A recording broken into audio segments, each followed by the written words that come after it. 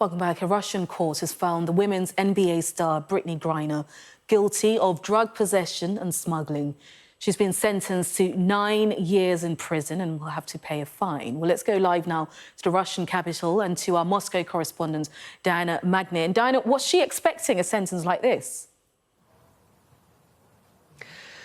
Russian justice is not known as being particularly lenient, and this judge certainly proved themselves not to be. The prosecution had asked for 9.5 years, and what the judge handed down was a 9-year sentence. The maximum that she could have got is 10 years. And she had hoped that by pleading guilty to having brought cannabis oil and 2 vape cartridges into Russia, but without having had any intention of doing that, she said she'd packed in a rush, and by mistake she brought it in. It's legal in the US, and she was prescribed it, medical marijuana, for to relieve chronic illnesses, pain from chronic illness injuries that she had.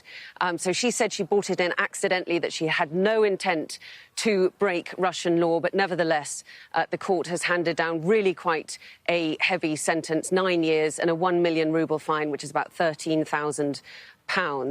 Brittney Griner, a few hours ago, had the opportunity to say a few final words where she apologised hugely to her fans, to her family, for what she said was an honest mistake. Let's just take a listen to what she said. My parents taught me 2 important things. 1, take ownership for your responsibilities, and 2, to work hard for everything that you have. That's why I pled guilty to my charges. I understand everything that's being said against me, the charges that are against me, and that is why I pled guilty. But I had no intent to break any Russian laws.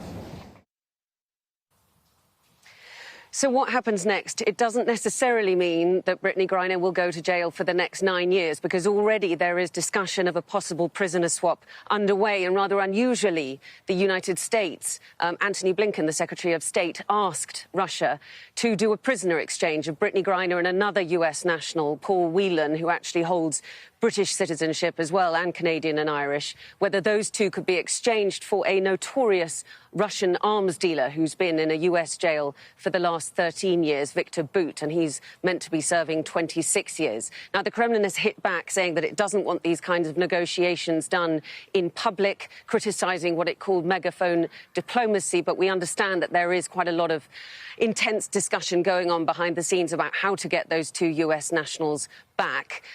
We understand that Russia is asking for it to be a more fair swap of 2 for 2 rather than just Victor Bout, and there are various other names on the tables. But as obviously this is an incredibly tense time between US and Russia, so those negotiations are going to be fraught. But interestingly, we did see already in April another prisoner swap take place, a US Marine exchanged for a Russian pilot who'd been in a US jail for quite a long time. So I don't think hope is gone for Brittney Griner and for Paul Whelan.